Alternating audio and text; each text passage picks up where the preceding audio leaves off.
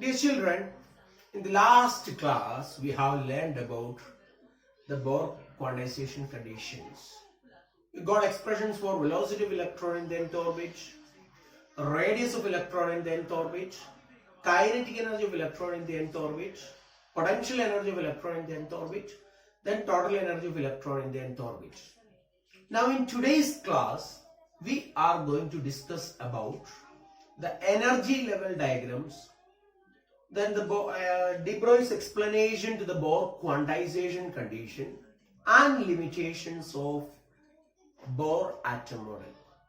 That will end the discussion of this chapter in NCERT point of view. So let us start our discussion on this topic.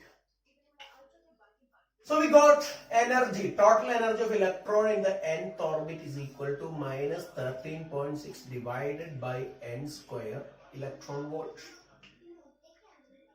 Now let us take the conditions here. So when n is equal to 1, the corresponding energy is minus 13.6 electron volt. n is equal to 2, the energy becomes minus 3.4 electron volt. n is equal to 3, minus 1.85 electron volt. You can find the values by substituting in this one. So n is equal to 4. You can see that the energy becomes minus 13.6 divided by, so not 1.85, it's 1.51 electron volt. This will be minus 0.85 electron volt. So on, you can see energy levels going up. Now look at this separation.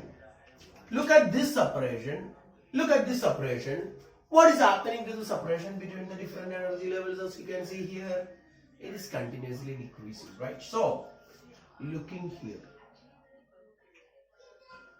this separation becomes how much? This minus this, minus 3.4 minus 13.6, this will be 10.2 electron volt. What is energy difference between n is equal to 2 and n is equal to 3? The answer becomes almost 1.9 electron volt. So what we can say is that when an electron makes a transition from n is equal to 1 to n is equal to 2, when an electron in a hydrogen atom makes a transition from n is equal to 1 to n is equal to 2, the amount of energy absorbed is 10.2 electron volt. Similarly, when an electron in the first excited state, that is n is equal to 2. First excited state means n is equal to 2. When an electron makes a transition from n is equal to 2 to n is equal to 3, that is from first excited state to the second excited state, the amount of energy absorbed is 1.9 electron volt. Energy absorbed is 1.9 electron volt. Suppose if an electron makes a transition from n is equal to 1 to n is equal to 3, the energy absorbed is 10.2 plus 1.9, that is 12.1 electron volt. Correspondingly, if it makes a transition from this level to this level, the energy released is, as radiation, is 1.9 electron volt. And this will be 10.2 electron volt.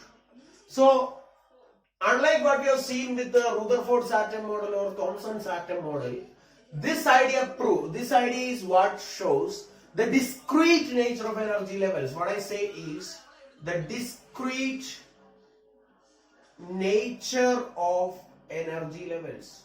Discrete nature of energy levels you can see here.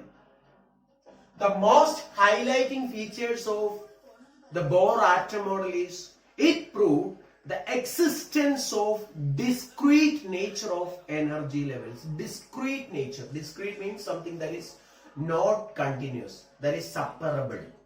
Energy levels that are separable was proved according to the Bohr atom model. That is the importance of the Bohr atom model, let me tell you. Now coming on to the condition of energy radiation. Now when an electron makes a transition from an initial level to final level, so energy difference.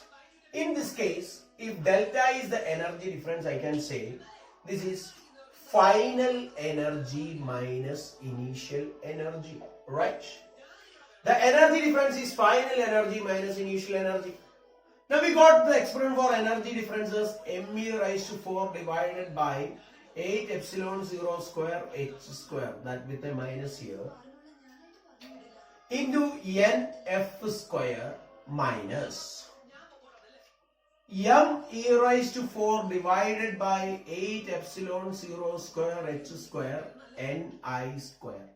That's the difference in energy, which is equal to, I can say, m e raised to 4 divided by 8 epsilon 0 square h square, which can be taken common factor, that into, so I'm not putting minus here, so I'll just rearrange. So there is one more minus here. This is 1 by ni square minus 1 by nf square, you can see, right? This is energy difference. Now for an absorption line. For an absorption line, you have to understand that NF greater than Ni. So absorption line occurs when an electron makes a transition from a lower level to a higher level, right? Absorption line arises when an electron makes a transition from a lower level to a higher level. In that situation, I can say delta E is equal to plus hc by lambda, that is the gain of energy. That is equal to m e raised to 4 divided by 8 epsilon 0 square h square into nf square minus ni square divided by nf into ni the whole square. That's the equation. So what will be lambda from here? Lambda is equal to, you will get from here, lambda is equal to 8, okay, rearranging, so we can see 8 epsilon 0 square h square divided by m e raised to 4. One more c is here, rearranging, so this side will go to this side. So 8 epsilon 0 square h square into h is h cube, then multiplied by c divided by m e raised to 4. That into nf multiplied by ni the whole square divided by nf square minus ni square. Now which can be written as 1 by r multiplied by nf square into ni square divided by nf square minus ni square, right? Now the term r, what is r here? M e raised to 4. This part is what is 1 by r. So r is the reciprocal of this term in the first bracket.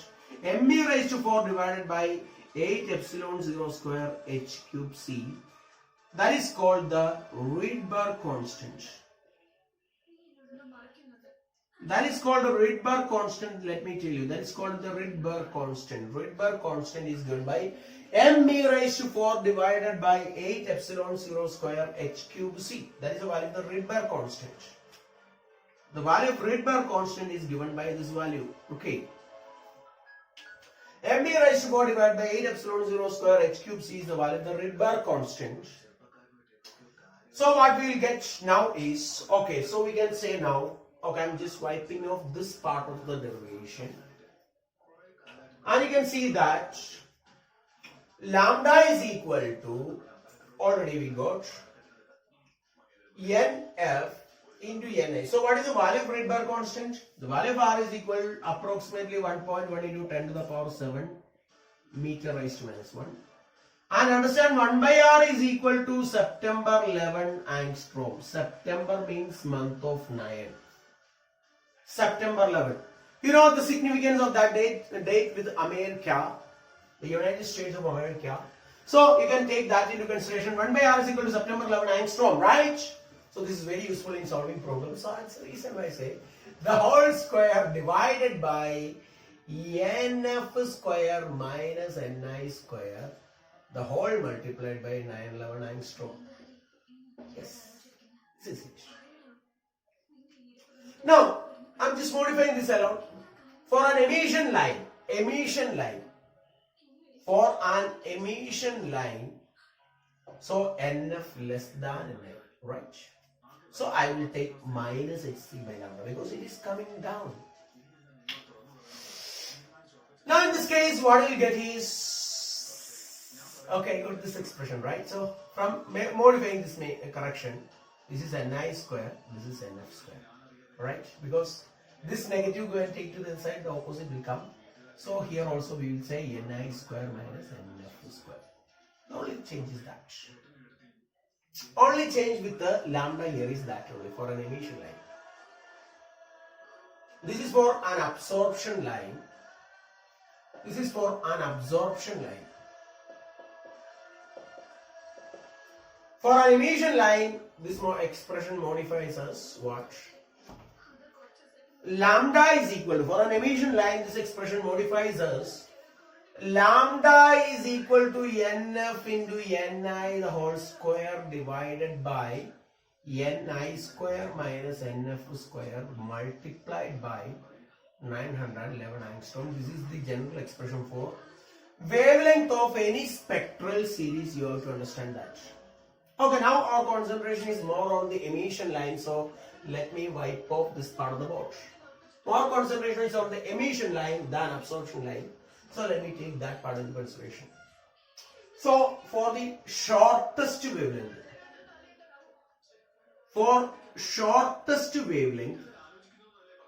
I am saying Ni is equal to infinity.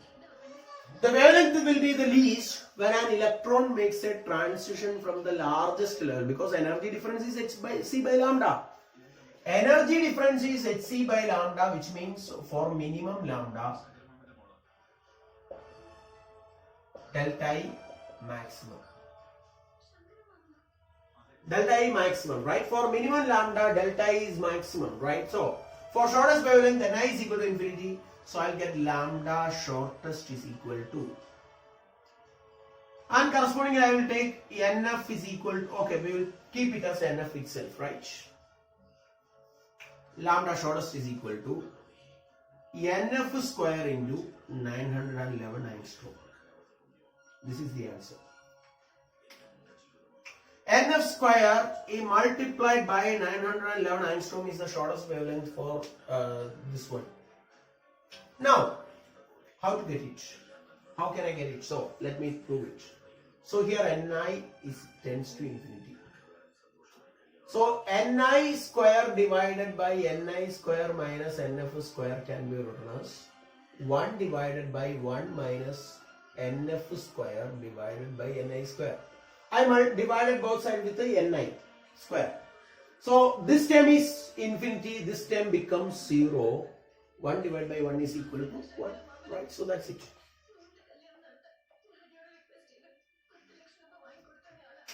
Okay, so lambda shortest is NF square into 911 angstrom.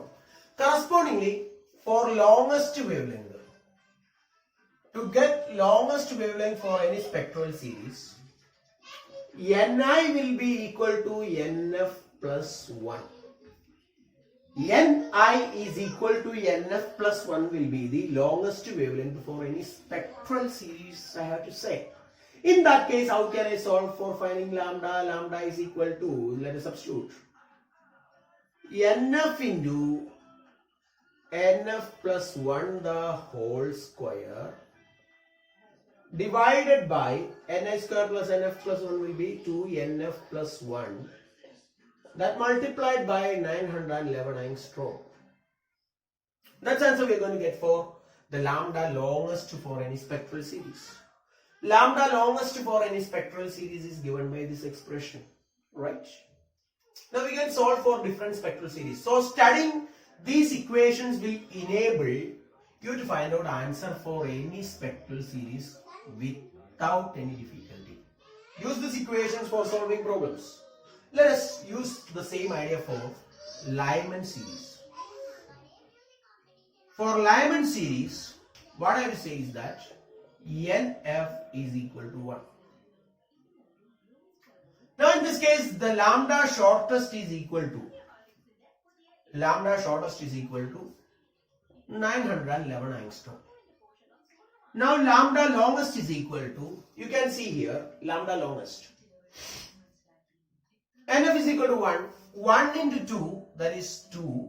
2 square is 4, divided by 2 into 1, 2 plus 1, 3.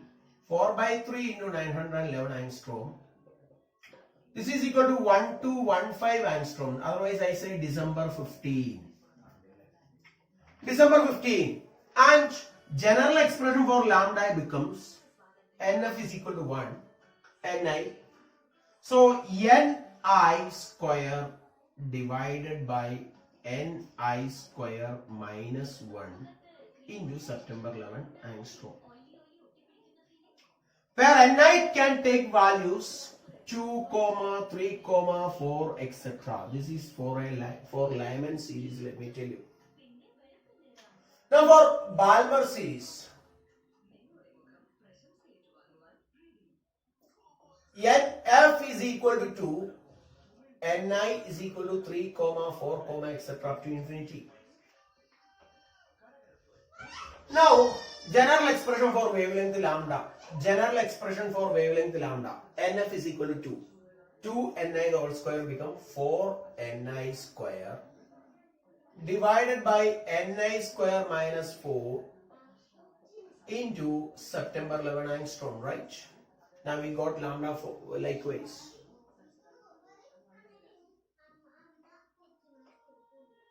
Yes. Now lambda shortest. You can use this formula, NF is equal to 2. So 4 into 911 angstrom, which is about 3644 angstrom. Slightly answer may vary. And lambda longest is equal to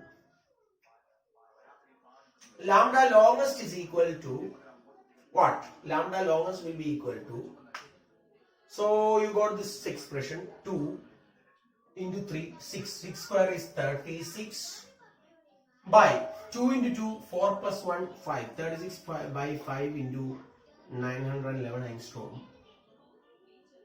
It's about 6564 angstrom. About. I'm not sure, just calculate and find the answer. Now for any other series, you can directly come across to your answer. For Paschen series, for Paschen series, what will be your answer? You can get it easily. NF is equal to 3, Ni is equal to 4, 5, 6, etc. So general expression for wavelength lambda will be, when N is equal to 2, this becomes 4. This will be 9 Ni square divided by Ni square minus 9 into September 11 angstrom. Lambda shortest is equal to 9 into 911 angstrom. Lambda longest you can now find out easily. Lambda longest is equal to, according to our formula, this is what I am saying. Ni is equal to 5 becomes, so sorry, this is 4 into 5. The other one will be 2 into Ni. 2 into Ni is square. Okay, fine. Let me solve it. So 3. Ni becomes 4. 3. This is 144 divided by. This was 3. Right? 2n plus 1. 5 means 7 into September 11 angstrom. Now the rest I leave it to you. The remaining series, bracket series, fund series, just find the answer by yourself. You can easily solve this one, so it doesn't matter. I request you to find these answers by yourself, the remaining things. Very simple to do for any spectral series. Basically, you have to understand the formula that lambda is equal to. This formula alone you have to study.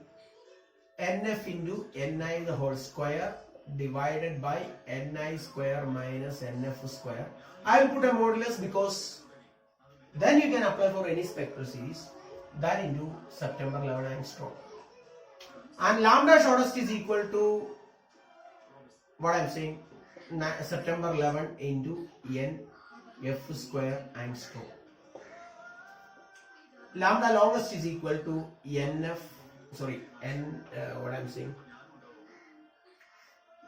into Ni the whole square divided by 2NF plus 1 into September 11 angstrom. That's the answer.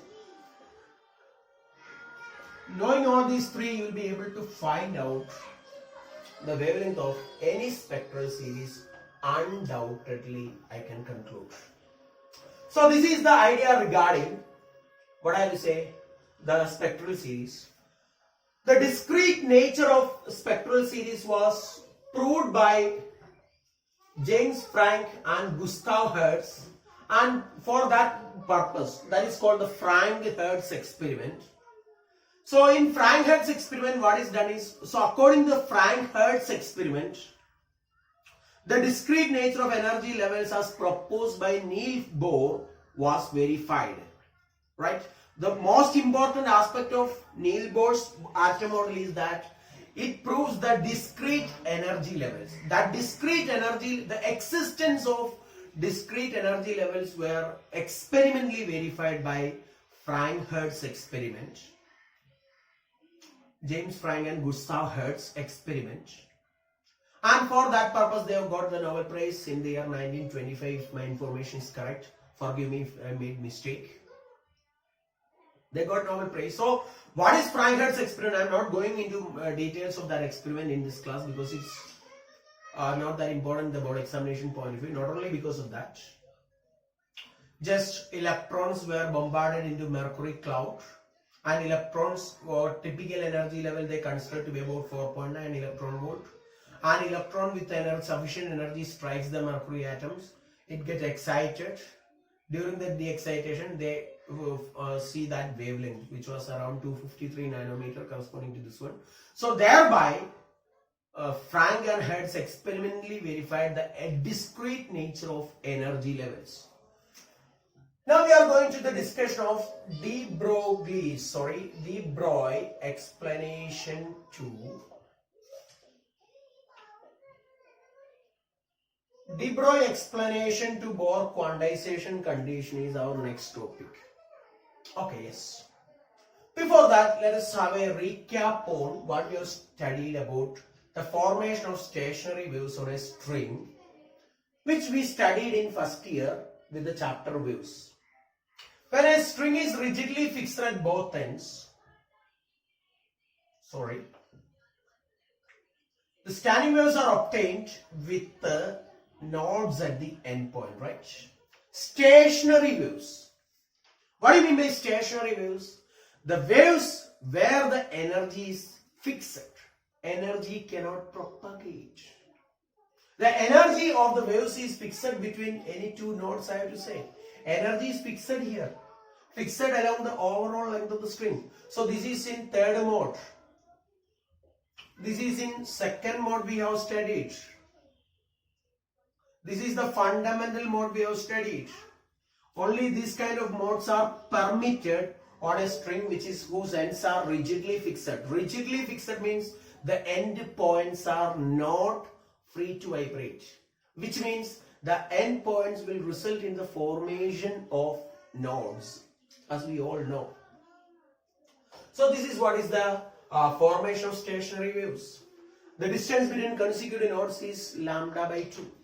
Now let us consider an orbit of certain principal quantum number, say n. Now I am considering n is equal to 2. Principal quantum number n is equal to 2. So I have to say that in such a case, what is expected is 4 loops.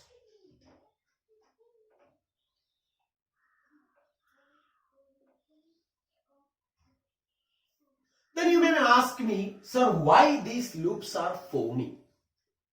My answer is because according to Bohr condition of stationary orbits, energy is fixed in an orbit. Energy is fixed in a particular orbit. Energy is fixed. When energy is fixed and electrons are moving in this orbit means, as we studied with the de Broglie condition, matter waves are associated with moving particles. Since energy is fixed, such matter waves should form nothing but standing waves. such matter waves should form standing waves, I have to say, standing waves. So how many loops are here? 1, 2, 3, 4. 4 loops are there. So I can say in this case 2 pi Rn, that is length L. That is equal to 4 loops are there, which is 2 into 2 lambda by 2. Now I will replace this 2 with this number n. Because as I told you, the principal quantum number is 2 here. In that situation, we will get 4 loops. How many loops will be there if n is equal to 3? How many loops will be there if n is equal to 3? Answer is 6. How many loops will be formed here if n is equal to 4? 1, 2, 3, 4, 5, 6, 7, 8. How many loops will be there if n is equal to 1? 2 loops. That means if the orbit number is n, the number of stationary loops that is going to be formed is 2n. So it is 2n lambda by 2. N is the order of the orbit number. So this 2 and 2 will be cancelled. Now I can say 2 pi Rn is equal to n lambda. What is lambda? Lambda is the de Broglie wavelength of matter waves associated with this electron. Lambda is the de Broglie wavelength of matter waves associated with this electron. Now according to our knowledge, we have lambda is equal to h divided by mv.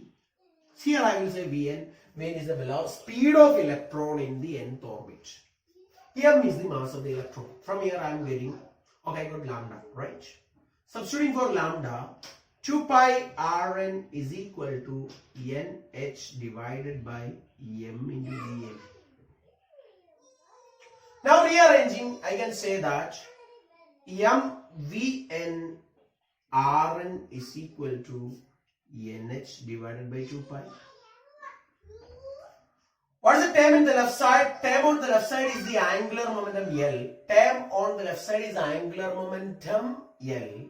And we got the famous Bohr quantization condition, which proved according to the de Broglie hypothesis. Bohr quantization condition explained according to the de Broglie hypothesis. So this is how Bohr quantization condition can be explained on the basis of the de Broglie hypothesis. And that is how the quantization condition was explained. Now, before winding up the chapter, let us think about the limitations of Bohr atom model. So before I say the limitation, what is the significance of this model? When it comes to Thomson's model, electrons, the negative charged aspect of atom was taken into consideration. That model, Thomson's model, proved that atoms can be further divided. Every model has its own significance, I have to say. Thomson's model told that atoms can be further divided. Then came the Rutherford's atom model. The model has a significance because according to the model, introduced the concept of what is called a nucleus. The important significance of the Rutherford's atom model is model proved the existence of a nucleus in an atom. It is that region of an atom where the entire positive charge and almost the entire mass is concentrated. Then came the Bohr atom model, and the significance of the Bohr atom model is it verified or it introduced the concept of discrete energy levels in an atom. Discrete energy levels. So these are the significance of each model. Although each model was failure, but we got something out from each model, I have to say. You may be thinking, sir, these models are all failed. Then why are we learning all these models? It is because each model had got something to give us. Right? So that means, now coming on to the limitations of Bohr atom model, I would say that the limitations, first limitation was it was applicable only to hydrogen and hydrogenic ions. That is only one electron inside the atom. Hydrogen and hydrogenic. Hydrogenic means He2 plus, He2 plus or He plus, Li2 plus, Bi3 plus, likewise. They are called hydrogenic ions. That is the first limitation of Bohr atom model. Second limitation was it failed to explain the fine spectrum of hydrogen, just like Stark effect. What do you mean by Stark effect? the splitting of spectral lines in the presence of an electric field. Splitting of spectral lines in the presence of an electric field. Then what is Zeeman effect? The splitting of spectral lines in magnetic field. So model failed to explain Zeeman effect and Stark effect. And that concludes chapter number 12. Thank you.